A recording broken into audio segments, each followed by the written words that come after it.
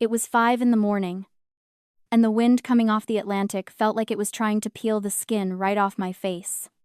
Newport in November is unforgiving, but not as unforgiving as the iron gates of Cliffside Manor. I stood there, shivering in a coat that wasn't thick enough, watching a procession of black limousines glide through the entrance. I knew those cars. I knew the people inside them. They were senators, art collectors, old money families who had spent decades drinking my grandmother's champagne, and today, they were here to bury her. I walked up to the gatehouse. The security guard inside was a man named Thomas.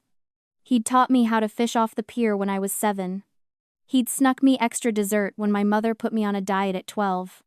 But today, he wouldn't look me in the eye. He just stared at the clipboard in his hands, his knuckles white. "Open the gate." "Thomas," I said, my voice shaking from the cold. "I can't." "Willa," he whispered, finally looking up. His eyes were full of apology. But the gate stayed shut. "Your name isn't on the list." Vanessa gave specific instructions. No exceptions. I looked past him. Up the long, winding driveway. In the distance, I could see her, my mother, Vanessa. She was standing on the steps of the manor, draped in black silk, accepting condolences with the grace of a grieving queen. She looked perfect. She looked shattered. It was a flawless performance, and with a single stroke of a pen, she had erased me from the only family I had left. Before we go any further, pause for a second. If you were standing at that gate, watching your own mother lock you out of saying goodbye to the only person who ever loved you, would you turn around and leave? Or would you burn the gate down? Drop a comment and tell me what you'd do. I really want to know. 1 week later, I was summoned to the law firm of Sterling and Associates. Not as a beneficiary, but as a formality. I walked into the conference room, the scent of expensive leather and old money thick in the air. Vanessa sat at the head of the table, flanked by Jeffrey, my stepfather. She didn't look at me. She was busy checking her reflection in her phone, adjusting a diamond earring that probably cost more than my entire education. Mr. Sterling, a man who looked like he'd been carved out of granite, cleared his throat. He opened the will. I watched a seagull drift past the window, tuning out the legal jargon until I heard my name. To my granddaughter, Willa, I leave the entirety of my estate, including Cliffside Manor, the full art collection, and all liquid assets, totaling $14.5 million. The silence wasn't just quiet, it was violent. It sucked the oxygen out of the room. Vanessa didn't scream. She didn't faint. She simply reached into her briefcase and pulled out a thick blue folder. She slid it across the mahogany table to Mr. Sterling with a smile that was all teeth. "I anticipated this," she said, her voice smooth as polished glass. "This is a psychiatric evaluation from Dr. Evans. It confirms that my mother was suffering from severe dementia and was highly susceptible to undue influence. Specifically, influence from Willa, whom we believe has been administering unprescribed sedatives to confuse her." I rose, my chair scraping loudly against the floor. "That is a lie. Grandma was sharp until the end. You know that." Vanessa turned to me then, her eyes devoid of anything resembling warmth. "Sit down. Willa, the police are already outside." Before I could process the threat, the door opened. 2 uniformed officers stepped in. They weren't there to arrest me, they said, just to escort me for questioning regarding allegations of elder abuse and forgery. As they led me out of the building, handcuffed like a common criminal, I saw Vanessa watching from the window. She wasn't angry. She looked satisfied, like she had just balanced a ledger. I sat in the back of that police cruiser for an hour while they processed my information. I didn't cry. I didn't panic. I just felt a strange, cold clarity settling over me. It wasn't shock. It was recognition. I realized then that I had been trained for this moment my entire life. Vanessa had never been a mother, she was a CEO. And I was a liability. She had taught me that love was a transaction. Something you earned by being profitable and lost the moment you became a risk. I wasn't a daughter to her. I was a failed investment. And now, she was simply liquidating the assets. By the time I was released 24 hours later, insufficient evidence to hold me. But the investigation was ongoing. My life had been dismantled. I returned to my apartment to find the locks changed. My landlord, spooked by the police visit, had evicted me under a criminal activity clause I didn't even know existed. I checked my email. There was a message from the restoration firm where I had worked for 5 years. Effective immediately. Termination due to reputational risk.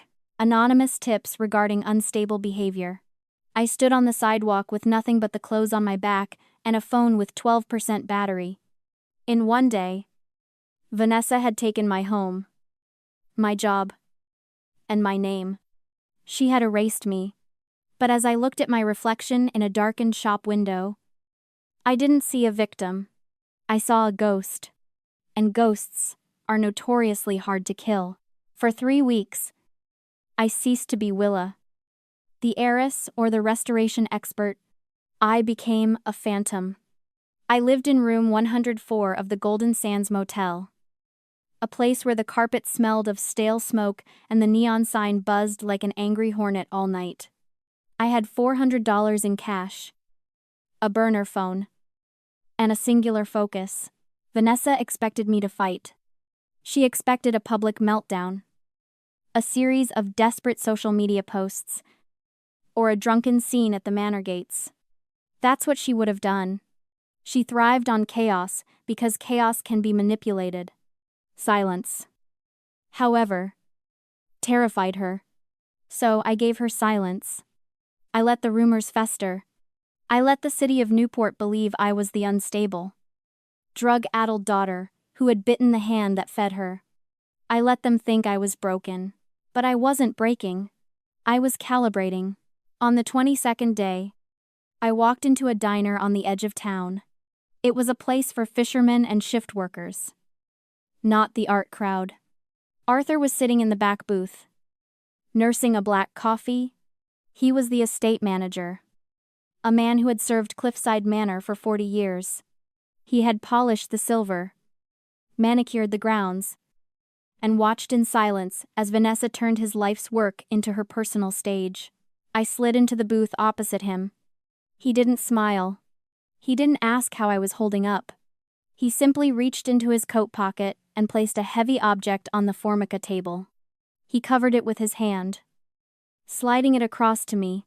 She knew this day would come, Arthur said, his voice gravelly and low. Your grandmother, she told me that if Vanessa ever locked you out, I was to give you this. He lifted his hand. Beneath it lay a key. It wasn't a modern key. It was a heavy, iron skeleton key with the head of a roaring lion forged into the bow. It looked like something from a Gothic novel, cold and ancient. What does it open? I asked, picking it up. It was heavier than it looked. The old wine cellar, Arthur replied. He took a sip of his coffee, his eyes scanning the room to ensure we weren't being watched.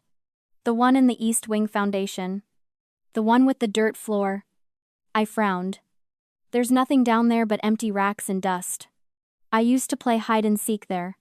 There is nothing down there that Vanessa cares about. Arthur corrected.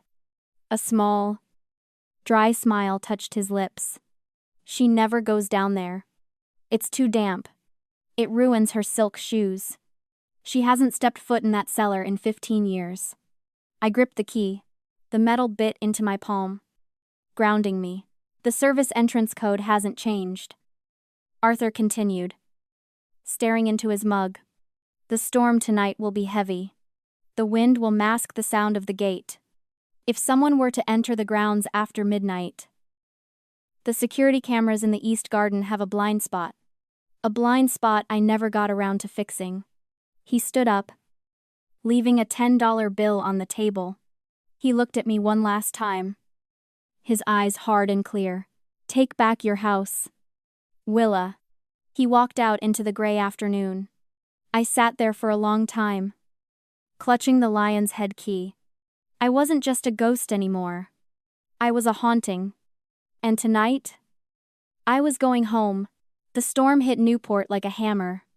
Rain lashed against the coastline, turning the manicured grounds of Cliffside Manor into a mudslide. It was perfect cover. At 2 a.m, I slipped through the service gate, the wind howling loud enough to mask the sound of my footsteps on the gravel. I stuck to the east wall, moving through the blind spot Arthur had described. I didn't feel like a thief. I felt like an auditor arriving for a surprise inspection. I reached the bulkhead doors of the old wine cellar. The lion's head key turned in the lock with a heavy, satisfying clunk. I pulled the doors open and descended into the dark. The air down there was thick with mold and damp earth, a sharp contrast to the lavender-scented halls upstairs. Vanessa was right to hate it here. It smelled like reality. I swept my flashlight across the racks. Most were empty, stripped of anything valuable years ago. But Arthur had said to look for what didn't belong.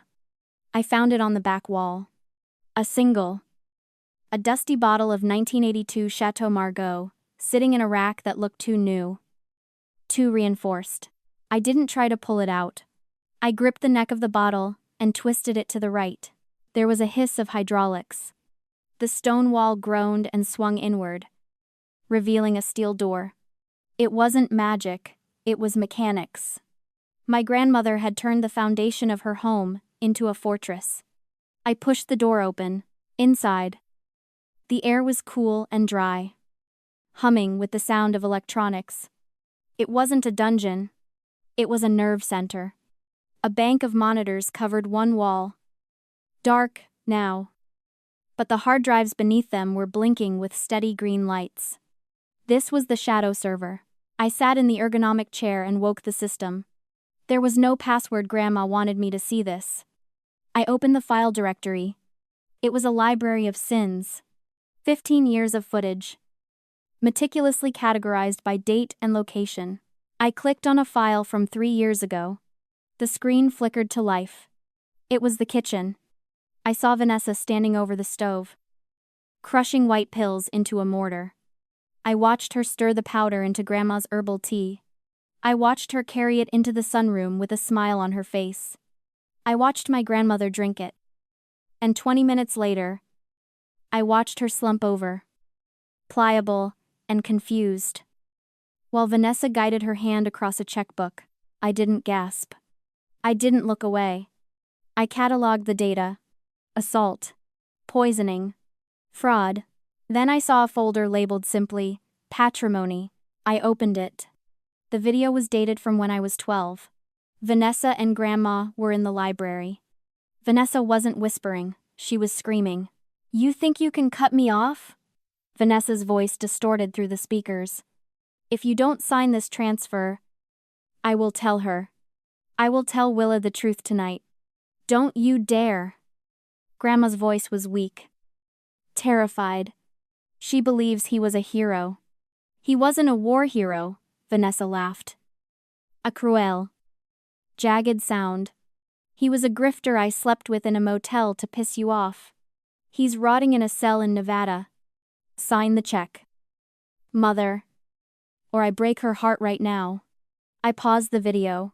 The room went silent, save for the hum of the servers. For 29 years, I had mourned a father I thought died serving his country. I had built my identity around his imaginary bravery. But it was a lie. Vanessa had used my identity as a bargaining chip. She hadn't just stolen the money. She had stolen my history. She had held my self-worth hostage to extort millions from her own mother. The last vestige of hesitation evaporated. I wasn't just angry anymore. I was cold. I was absolute. I took a portable hard drive from my pocket and plugged it in. I didn't just copy the paternity file. I copied everything. Every drugged cup of tea. Every forgery Jeffrey sold. Every threat. The progress bar hit 100%. I ejected the drive and slipped it into my pocket. It felt heavy. Like a loaded gun. I turned off the lights. Closed the hidden door. And walked back out into the storm. The wind was still raging. But I didn't feel the cold anymore. I had a fire burning in my pocket. And tomorrow, I was going to burn Vanessa's world to the ground. Vanessa didn't waste a single hour. By noon the next day, Cliffside Manor had been transformed into a high society fire sale. The Great Hall, a space where my grandmother used to read to me by the fire, was now packed with rows of gold-rimmed chairs and a mahogany stage erected directly under the crystal chandelier. This was her memorial auction. It was a calculated move to liquidate $14.5 million worth of assets before the probate court could even assign a judge to our case. I stood in the shadows of the service mezzanine, wearing the same dark clothing I'd used to infiltrate the cellar. Below me, the elite of Newport were already clinking glasses of vintage champagne. Every major art dealer and socialite in the state was there, eager to pick over the bones of the Marshall legacy. Center stage. Vanessa was a vision in black lace and pearls, performing the role of the grieving daughter for the local news cameras. My mother loved this collection. Vanessa's voice boomed through the high-end sound system, vibrating with a tremor of practiced, elegant grief. But she loved her community more. It is what she would have wanted to see these treasures fund a brighter future for the Marshall Foundation, even if it means letting go of my own family heritage. I watched her through the screen of my laptop. I wasn't just observing, I was auditing. I had tapped into the Manor's wireless media hub from the server room downstairs 30 minutes before the first guest arrived. I saw Jeffrey, standing near the back exit. His custom suit dampened with sweat as he whispered urgently to a security guard. He knew the forged paintings I had restored years ago wouldn't stand up to a professional appraisal once they left the house. They needed the money moved now.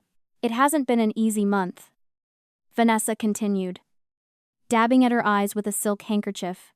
Between the loss of my mother and the projected deep instability of my daughter, Willa. Many of you have heard the rumors. It is a tragedy that her mind has become so troubled.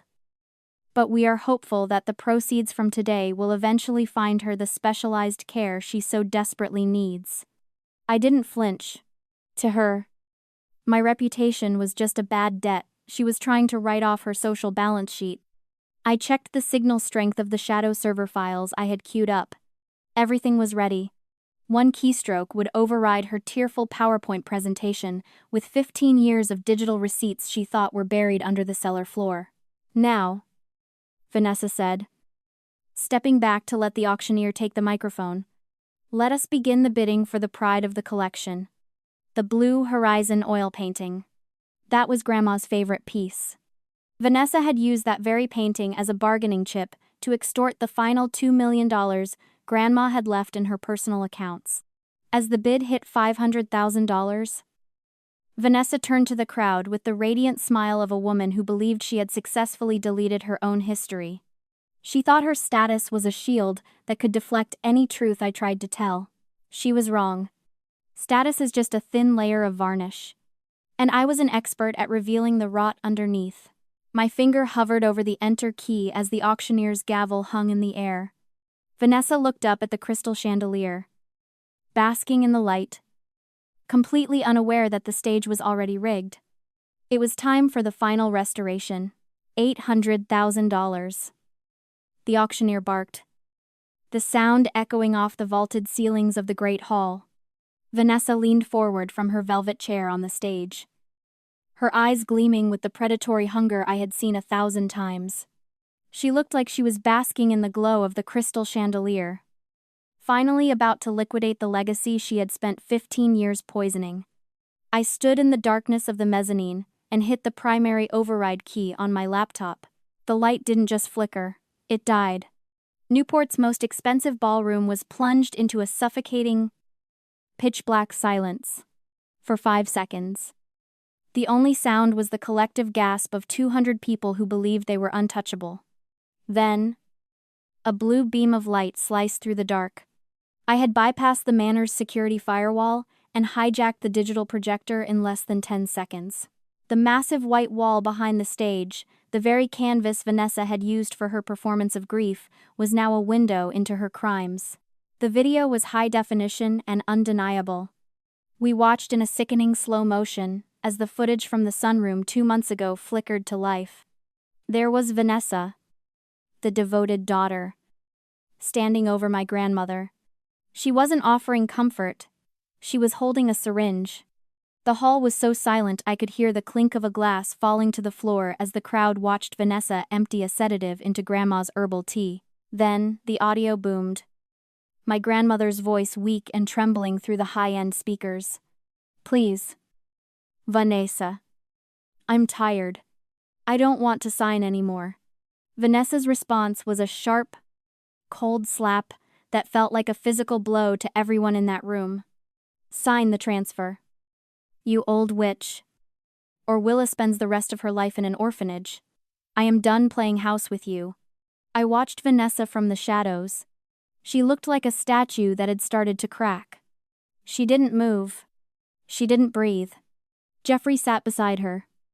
The sweat, visible on his brow, even from 20 feet away, as the next file auto-played. It was the patrimony folder.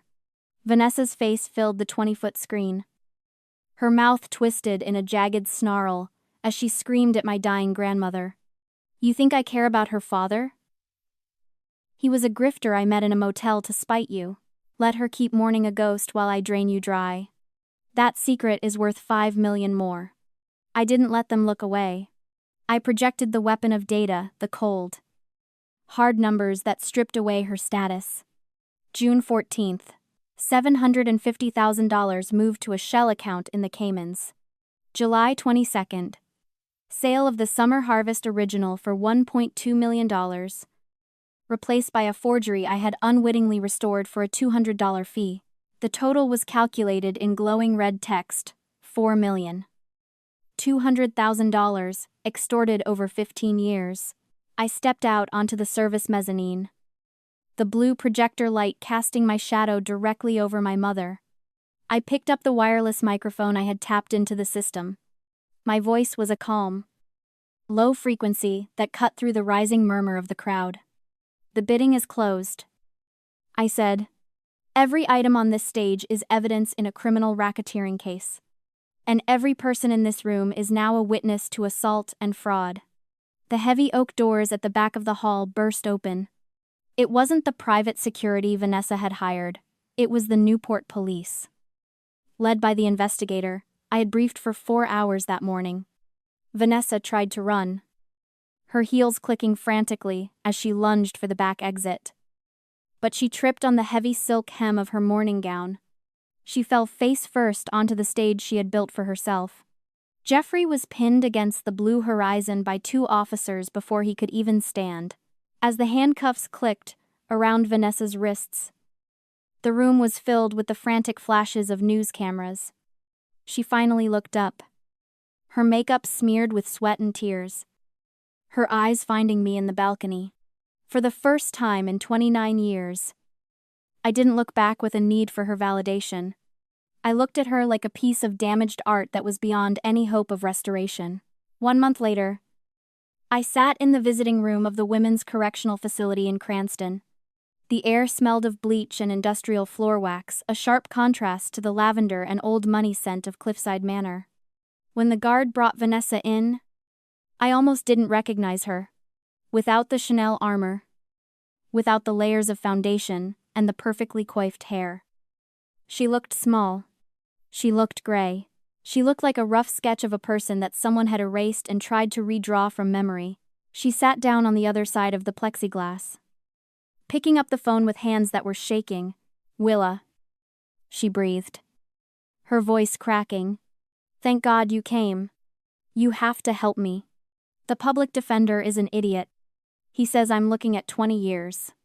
You have to drop the charges. We're blood. I looked at her. really looked at her. For the first time in my life. For 29 years, I had been terrified of this woman. I had thought she was a giant.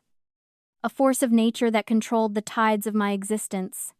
But sitting there, watching her eyes dart around the room in panic, I realized something that hit me harder than the gavel. Vanessa had never been powerful. She had just been expensive. Power is often confused with purchasing power. We think the person holding the checkbook is the one holding the authority. But that kind of power is just a costume you rent. It's a facade built on liquidity. Once the assets are frozen, once the wallet is empty, the titan shrinks back down into a terrified child. Vanessa wasn't a monster. She was just a bankruptcy waiting to happen. And looking at her now, stripped of the inheritance she had stolen, I didn't feel fear. I didn't even feel hate. I just felt like I was looking at a bad investment I had finally written off. I'm not dropping the charges. Vanessa, I said, my voice steady. And I'm not here to negotiate. But Jeffrey forced me, she hissed, slamming her hand against the glass. He made me do it. I'm your mother. You're not a mother. I corrected her. You're a kidnapper who got caught. And I'm not your daughter anymore. I'm the witness. I hung up the phone. I didn't look back as she started screaming silently behind the glass. I walked out into the sunlight. And, for the first time, the air felt clean. I drove back to Cliffside Manor. The for sale sign that Jeffrey had tried to erect was gone. I hadn't sold the estate. I wasn't going to let them turn my grandmother's legacy into a summer home for another hedge fund manager. I walked through the great hall. It was different now. The heavy velvet curtains were pulled back, letting the ocean light flood in. The silence was gone, replaced by the sound of voices, footsteps, and the smell of turpentine and oil paint. I had converted the East Wing into the Eleanor Foundation, a residency program for artists and restorers who had been marginalized or blacklisted by the elite art world. Arthur was standing by the main staircase, holding a clipboard. He looked at me and nodded. A rare, genuine smile breaking his stoic face. The new students are arriving at the gate. Miss Willa. I'll get it, I said. I walked down the long driveway, the gravel crunching under my boots. I reached the massive iron gates, the same gates where I had stood shivering in the cold just 2 months ago. Locked out and erased. I took the heavy iron key from my pocket. I unlocked the mechanism and pushed. The gates swung open with a groan, revealing a group of nervous young artists standing on the sidewalk, clutching their portfolios like shields. They looked at me with the same uncertainty I used to feel.